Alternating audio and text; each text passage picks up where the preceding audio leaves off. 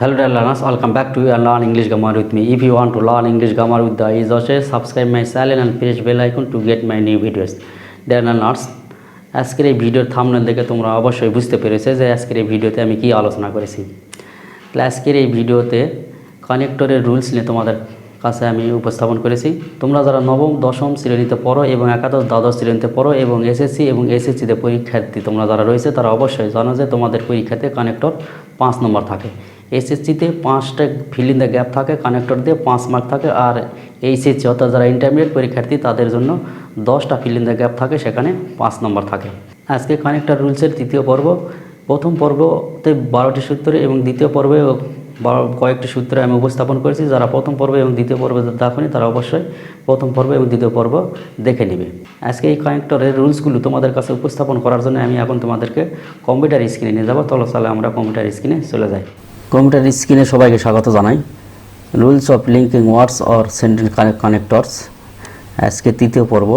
Rule 26, when oblique while, Bangla হচ্ছে যখন। একই সময় সংগঠিত দুটি কাজের একটির আগে এ ধরনের লিঙ্কার বা কানেক্টর বসে। যেমন হোয়াইল পরবর্তী ক্লজটি সাধারণত কন্টিনিউয়াস টেন্স হয়। যেমন A number, when I came to college, যখন আমি কলেজে আসি আই স হিম, আমি তাকে দেখলাম। তাহলে এখানে হলো হোয়েন কনজাংশন, দুটা সেন্টেন্সকে যোগ করেছে কানেক্টর। আবার হোয়াইলের পরে বলা হচ্ছে পাস্ট কন্টিনিউয়াস টেন্স হয়। While I was sleeping the phone rang, ফোনটি বেজে উঠল। যদি এখানে ড্যান্স থাকতো তাহলে হোয়াইল বসবে, যেহেতু এটা পাস্ট কন্টিনিউয়াস টেন্স। আবার হোয়াইলের পরে যদি সাবজেক্ট না থাকে তাহলে সরাসরি আইএনজি যুক্ত থাকতো। He meet me while I was going to market. এবার 2 নম্বর, হোয়েন ইট ওয়াজ সামার, যখন এটা সামার ছিল, we went on a tour, তখন আমরা ভ্রমণে গেছিলাম। 3 নম্বর, when the train had left we reached the station.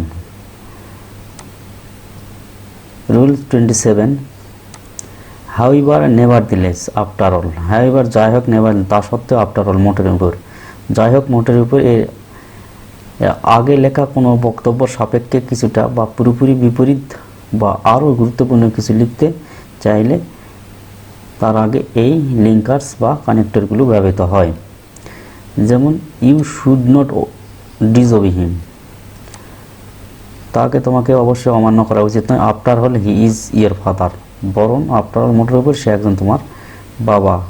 You R so late, তোমার অনেক দেরি হয়েছে। হাউএভার যাই হোক, you can start your work now, তাহলে তুমি এখন তোমার কাজ শুরু করতে পারো।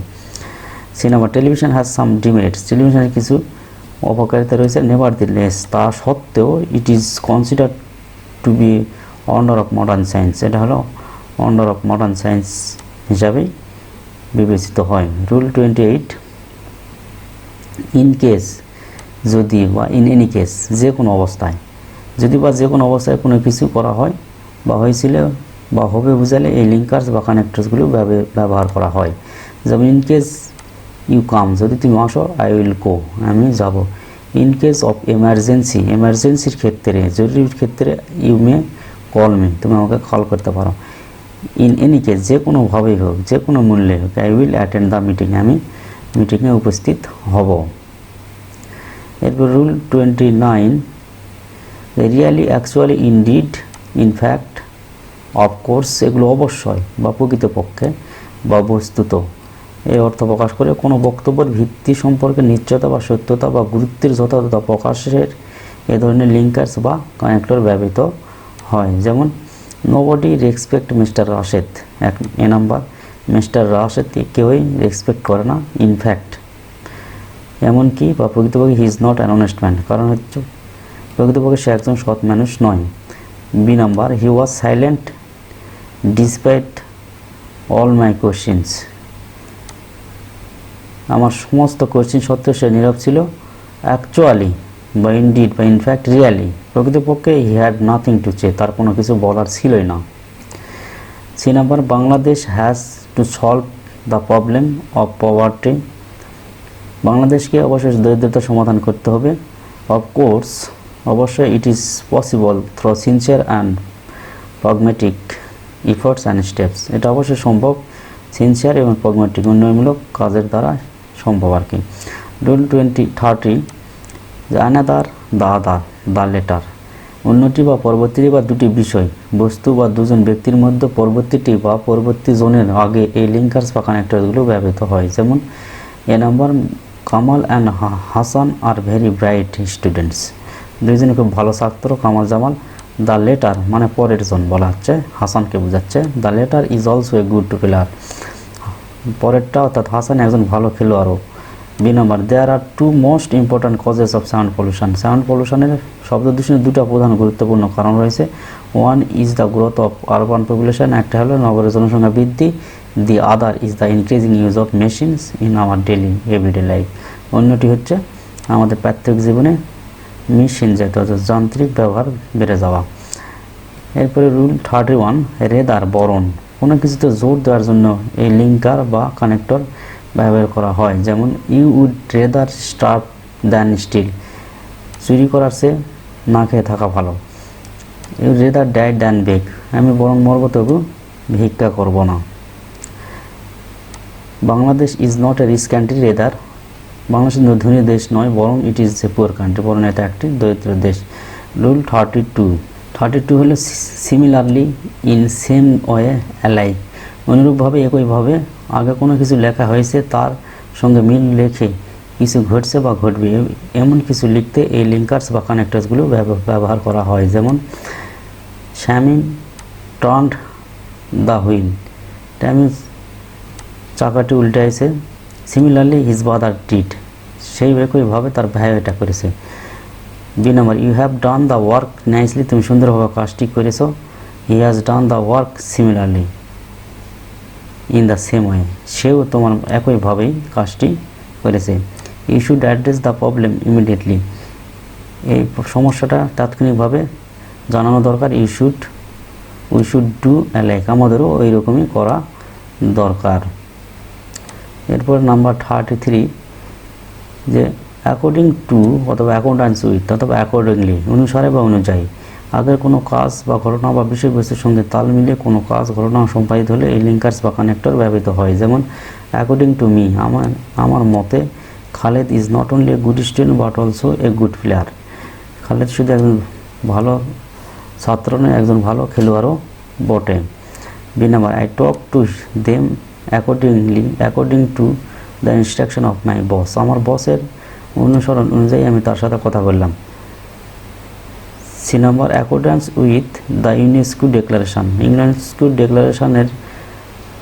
ডেক্লারেশনের অনুসারে international mother language day is celebrate all over the world. সারা বিশ্বে আন্তর্জাতিক মাতৃভাষা দিবস পালন করা হয়।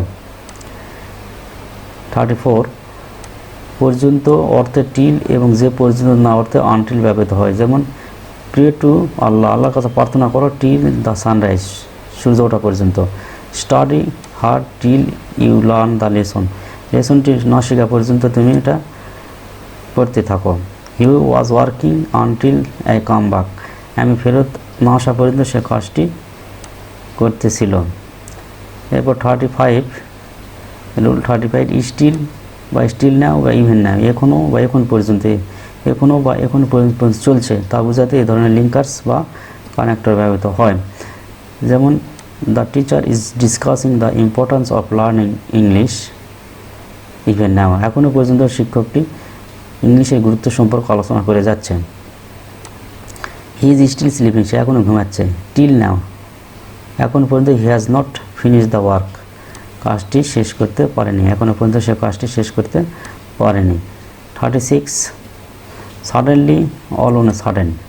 হঠাৎ বা হঠাৎ ঘটে যাওয়া কোনো কাজ বা ঘটনার পূর্বে বা পরে এই লিঙ্কার্স বা কানেক্টরগুলো ব্যবহৃত হয়। যেমন that day we were reading in our room. ওই দিন আমরা আমাদের রুমে পড়তেছিলাম। Suddenly we hear the crying, হঠাৎ আমরা তাদেরকে চিৎকার করতে দেখলাম।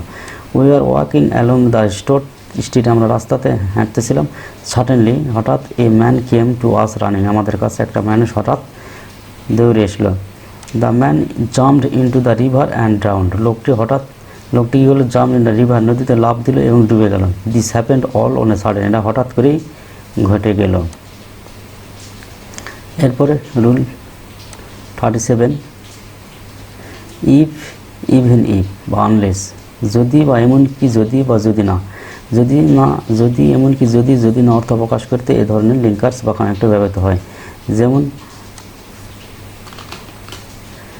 If I had enough money, যদি আমার অনেক টাকা থাকতো, I would established a college in my house, তাহলে আমি কী করতাম, একটা কলেজ, আমাদের গ্রামে একটা কলেজ স্থাপন করতাম। আনলেস ইউ ওয়ার্ক হার্ড, যদি না তুমি কঠোর পরিশ্রম করে, you will not shine in life, তুমি জীবনে উন্নতি করবে না। C number, you won't be paid unless you do your duty well, তোমাকে টাকা দেওয়া হবে না যতক্ষণ না তুমি তোমার দায়িত্বগুলো ভালো করে পালন করো। 38, অ্যাবভ অল, সর্বোপরি, সামগ্রিকভাবে কোনো কিছুকে প্রাধান্য দিয়ে লিখতে গেলে এই লিঙ্কার্স ব্যবহৃত হয়। যেমন above all he was a very honest man, সর্বোপরি সে একজন খুব সৎ মানুষ। There was a remarkable turn out in the last parliamentary election, গত পার্লামেন্টারি ইলেকশনটি একটি ব্যাপক ধরনের পরিবর্তন ঘটে। Above all people enjoyed the election as a celebration, লোকজন ইলেকশনটাকে সেলিব্রেশন হিসাবে পালন করেছে। 39, undoubtedly, no doubt, surely, of course, suddenly, truly speaking, নিঃসন্দেহে, নিশ্চিতভাবে, অবশ্যই, নিঃসন্দেহে, নিশ্চিতভাবে, অবশ্যই, এমন বক্তব্য প্রকাশ করতে লিঙ্কার্স বা কানেক্টর ব্যবহৃত হয়। যেমন আনডাউটেডলি ইউ আর রং, নিঃসন্দেহে তুমি ভুল। Undoubtedly, no doubt, surely. It is needless to say, it needs no telling that, truly speaking, almost all the countries, যে কোনো একটা ব্যবহার করা যাবে এখানে। Almost all the countries of the world are under a constant threat of terrorism, প্রায় সকল দেশই এই টেররিজমের ভীতিতে রয়েছে। রুল 40, হুইভার, যেই হোক, কোনো ব্যক্তি পরিচয় অনিশ্চিত হলে এই লিঙ্কারটি তার পূর্বে ব্যবহৃত হয়। যেমন হুইভার ইজ প্রেজেন্ট হেয়ার, যেই এখানে প্রেজেন্ট রয়েছে, he is, she, listen to our request, তাকে অবশ্যই আমাদের রিকোয়েস্ট শোনা দরকার। হুইভার ইউ আর, তুমি যেই হও, আই ওয়ান্ট রেসপেক্ট ইউ, আমি তোমাকে রেসপেক্ট করি না। এই হচ্ছে আজকের এই ভিডিওতে আমি তোমাদের কাছে 15টি সূত্র উপস্থাপন করলাম। এতক্ষণ সাথে থাকার জন্য সকলকে ধন্যবাদ।